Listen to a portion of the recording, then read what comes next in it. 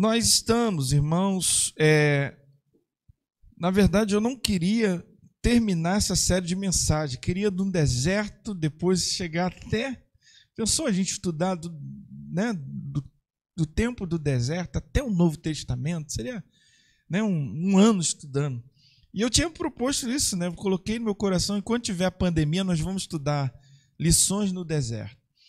Mas essa semana, Deus falou muito ao meu coração num tempo que nós estávamos estudando aqui, com um grupo de líderes, e eu voltei para casa, andando, conversando com o Daniel, e pum, veio uma palavra, e eu falei assim, cara, vou falar sobre isso no mês de setembro, que é o mês do aniversário da nossa igreja.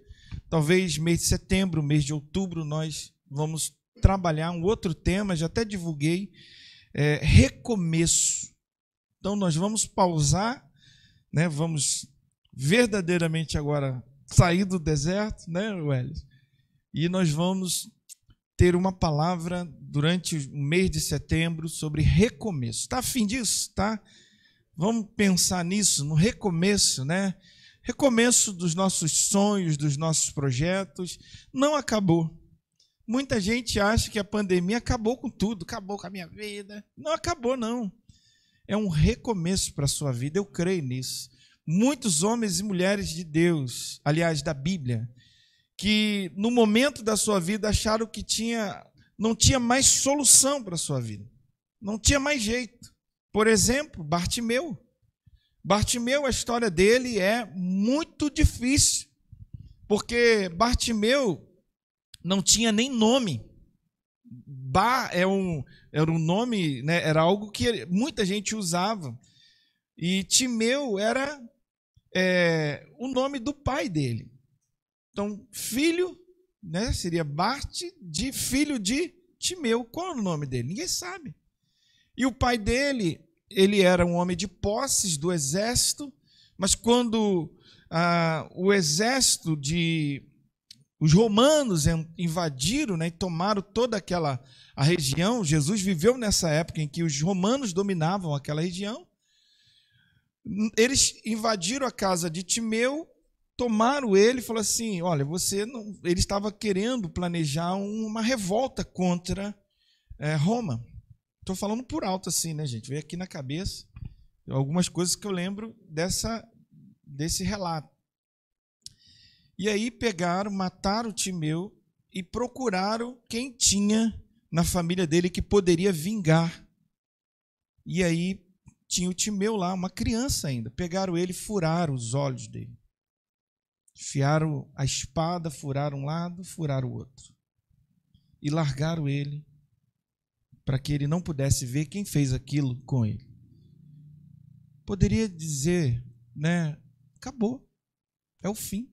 Alguém furou seu olho nessa pandemia? Alguém cortou algum membro seu? Timeu estava com a vida acabada, mas até o momento em que ele cruzou com Jesus. Amém? Amém, gente? Então, enquanto você está sem Jesus, pode até ser que pareça ser o fim. Mas quando ele ouviu que Jesus estava passando, ele gritava, filho de Davi, tem misericórdia de mim. Tentaram parar ele, Lembra? Para, rapaz, o mestre não vai parar. Ele gritava mais alto, diz o texto. Ele gritava mais... Gente, eu vou pregar sobre isso hoje? Não. E ele gritava mais alto. Jesus parou e restaurou. O milagre que Jesus faz na vida de Timeu não era catarata, não, filho. Jesus devolveu a visão àquele homem. Então, recomeço da vida de Timeu. Quem sabe, irmãos, nós vamos ver muitos milagres no mês de setembro, Deus nos visitando e trazendo um recomeço para a vida de muita gente aqui. Nós temos aqui, Juliana, não podia engravidar, Ju? Quantos anos ficou tentando, Tentando, uns 20 anos tentando, até o momento em que Jesus visitou ela. Vai ser hoje um recomeço. Hoje está aí, espoleta pula para tudo quanto é lado, bênção do Senhor. Né? Você viu ela fazendo a massa? Ela é o destaque daquela massa. Coitada daquela massa. Se eu tivesse vida, ela... Pá, pá, pá. Ai, glória a Deus por isso. Amém? Estou animado com essa série nova aí que nós vamos começar. Amados, vocês estão lembrando aí de tudo que a gente está estudando, é uma conexão. Eu acredito, né, que você está acompanhando, né, vai lembrar. Depois que Josué chamou o povo, foi a mensagem de semana passada. Josué chamou o povo, capítulo 23, e eu disse que vai até o 24, e ele chama o povo como se fosse para relembrar ao povo tudo que Deus tinha feito. Nós vimos isso semana passada, só vou lembrar para vocês um pouquinho. Alguns teólogos vão dizer que ele está alinhando a aliança de novo que Deus tinha feito com o povo. Então, Josué, capítulo 23, capítulo 24, Josué chama todo o povo e agora ele não vai falar mais como o líder Josué, como o guerreiro Josué, como aquele estrategista Josué. Ele não vai falar como uma pessoa de guerra, ele vai falar ao povo agora como um ancião, como um pai na fé da nação de Israel.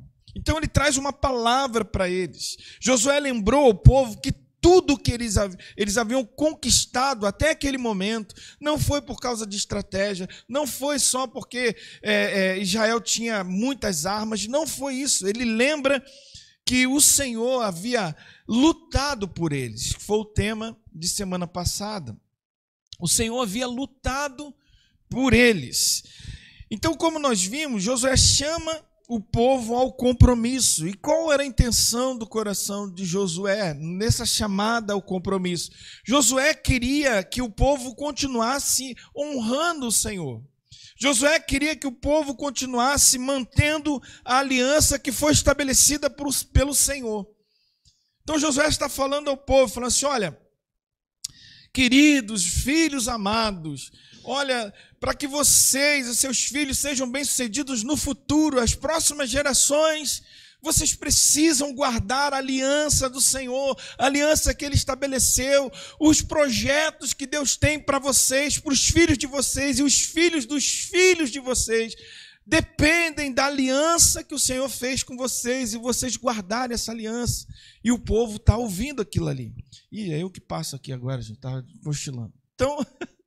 Josué 24:16, o povo responde. O povo vai responder. Depois de todo o discurso que Josué falou ao povo, o povo respondeu, longe de nós. Vamos ler isso juntos? 1, 2, 3. Longe de nós abandonar o Senhor para servirmos a outros deuses. O povo declarou isso. Josué, olha aí, ó. Longe de nós servirmos, abandonar o Senhor e servir aos outros deuses. Então, o tema que eu quero pensar com vocês nessa... Foi eu que passei? Foi você, né? O tema que eu quero pensar com vocês são as tristes consequências de abandonar o Senhor. Só o tema já diz para você o que aconteceu. Tudo bem? O povo disse... Longe de nós abandonar o Senhor, então você já sabe o que aconteceu com esse povo maravilhoso. Queridos, Israel jurou e fez exatamente o que o Senhor mandou não fazer. Fez tudo ao contrário. Foi um descaso com o Senhor. E o que eu quero pensar com você devagar aqui nessa noite, tomara que dê tempo, é que não foi algo que aconteceu de forma instantânea. E é isso que nós precisamos perceber. O abandono do Senhor não foi algo que aconteceu rápido na vida deles. Foi algo que foi acontecendo aos poucos. Foi algo gradual. O povo foi se afastando aos poucos do Senhor, sem perceber. E, infelizmente, meus amados irmãos, isso tem acontecido com muitas pessoas durante a caminhada cristã.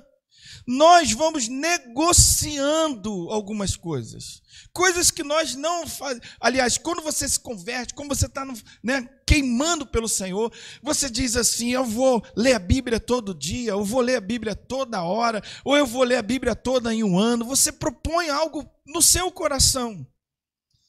Mas com o decorrer do tempo, você vai negociando. Hoje não deu, mas amanhã eu leio. Amanhã não dá, e você vai negociando. Assim também acontece na vida de muitas pessoas. Exatamente o que aconteceu com Israel. Veja o que acontece, o que foi acontecendo com Israel. Nós já estamos entrando no livro de Juízes. Você que está desde o começo, nós estudamos os 5 livros da Bíblia, aliás, Deuteronômio, né? Vimos alguns livros do Pentateuco, passamos por Josué e agora estamos entrando no livro de Juízes. Juízes, capítulo 1, verso 19. Grava uma coisa que eu grifei ali. O Senhor estava com os homens de Judá, eles ocuparam a Serra Central, mas não conseguiram expulsar os habitantes do vale. Grava isso, por favor. Porque vem o verso 21, 27, 29, 30 e 33. Aqui vão repetir as mesmas expressões. Já os benjamitas deixaram de expulsar. Olha aqui, Juízes 1, 27, mas Manassés, todas essas são tribos de Israel. Manassés, porém, não expulsou o povo que estava lá de Bet-Sean, que está ali? Sean. Verso 29, em Efraim, outra tribo de Israel, também não expulsou os cananeus. Verso 30, nem os Zebulons expulsou. Olha aqui, verso 33, nem Neftali, que é outra tribo de Israel, expulsou os que viviam. Olha isso, querido, grava isso aí. Quantas vezes aparece a palavra não expulsaram ou não expulsou os habitantes que estavam vizinhos ou morando ali junto com eles? Esse aqui, irmãos, esse quadro que vai aparecer, você pode ler na sua Bíblia depois, capítulo 1, verso 21, 27, 29, todos esses vão aparecer a mesma expressão.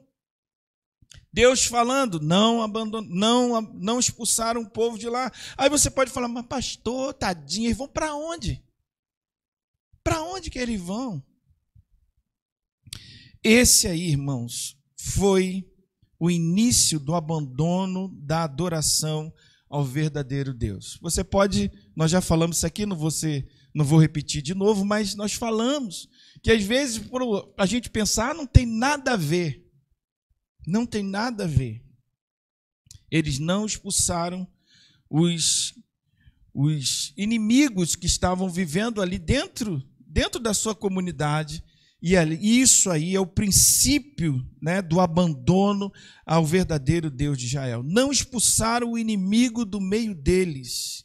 Deus havia ordenado isso. Quem está comigo aqui lembra que eles começaram a quebrar isso lá com Josué sendo enganados. Não expulsar o inimigo do meio deles, irmãos, fez com que Israel pagasse um preço muito caro. O que acontece? Eles mesmos, a gente fala assim, né? Você deve ter aprendido isso, mesmo que você não seja daqui convertido. Nós aprendemos sempre que o inimigo ele não entra na nossa vida, sim ou não? Não. Só se nós deixarmos. Se eu der uma brecha. O que Israel fez? Israel abriu a porta para o inimigo entrar na vida deles. Israel escancarou a porta para que o inimigo entrasse. E assim, irmãos, infelizmente tem acontecido na vida de muitas pessoas.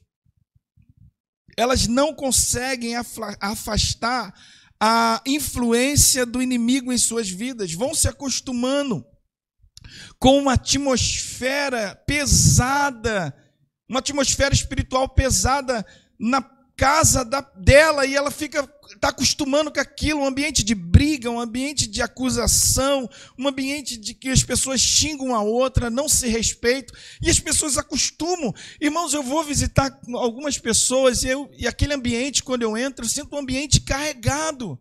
Não é um ambiente, uma atmosfera espiritual normal. É algo que está influenciando aquela família. E eles vão convivendo com o inimigo e muitas vezes dentro da sua casa. Estão ali convivendo com aquilo. E não estão percebendo que aquela situação na sua casa está afastando de forma gradual a presença de Deus da vida dela. O preço, irmãos, desse afastamento custou muito caro aos israelitas. Eu quero ler com vocês aí, avançando um pouquinho, o capítulo 2, o verso 6 a 13. Diz assim: depois que Josué despediu os israelitas, eles saíram para ocupar a terra, cada um a sua herança. Foi quando nós lemos lá, ele separou por herança as tribos de Israel. Cada um ficou com uma parte. Verso 7. O povo prestou culto ao Senhor durante toda a vida de Israel, de Josué. Então, enquanto Josué estava vivo, o povo estava o quê? Prestando culto ao Senhor durante a vida de Josué e dos líderes, enquanto eles continuavam vivos. Verso 8, Josué, filho de Num, servo do Senhor, morreu com idade de 110 anos. Foi sepultado na terra da sua herança. Depois que toda aquela geração foi reunida e os seus antepassados, surgiram uma nova geração. Depois dessa geração que Josué reuniu, que deu o conselho, lembra? Não se afaste da aliança do Senhor. Surgiu uma nova geração. Acho que já passou ali, né? Opa, clica lá, Júlia, para ver se vai. Isso, obrigado. Surgiu uma nova geração. Olha aqui. Mas essa geração, eu chamo a sua atenção para isso aqui, ó, não conhecia o Senhor. O que ele havia feito por Israel. Olha que tristeza, irmãos. Josué chama o povo: conte aos teus filhos, os filhos dos teus filhos. E agora aqui, o povo, uma geração que não conhece a história do Deus de Israel. Então os israelitas fizeram o que o Senhor reprovava e prestaram culto a Balaíns. Abandonaram o Senhor, o Deus dos seus antepassados, que os havia tirado do Egito, e seguiram a adoração a vários deuses. De quem? De quem que está ali? Dos povos ao seu redor. Dos povos que estavam ali, provocando a ira do Senhor. O verso 13, abandonaram o Senhor e prestaram culto a Baal e aos postes sagrados. Deixa eu fazer uma pergunta aqui para você. Quantos que estão aqui que têm filhos? Filhos. Assim não. A mão você pode levantar que não pega coronavírus, não. Isso. Você é pai ou é mãe. Quantos aqui são netos, tem netos em casa? Netos. Amém. Já tem neto, Bruno? Tá velho mesmo, né? Irmãos, eu pergunto a vocês, queridos, você ficaria feliz em estar servindo a Deus, estar num caminho saudável, num caminho de Deus, e seus filhos e seus netos vivendo na droga, longe da presença de Deus?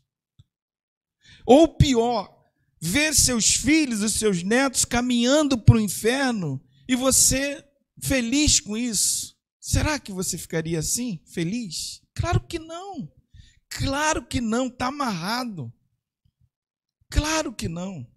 Nós cantamos aqui, agorinha, cantamos sobre a bênção do Senhor, esteja sobre nossas famílias, sobre os filhos dos nossos filhos. A maior bênção que o Senhor pode dar para as próximas gerações, para as suas próximas gerações, é a salvação em Cristo Jesus.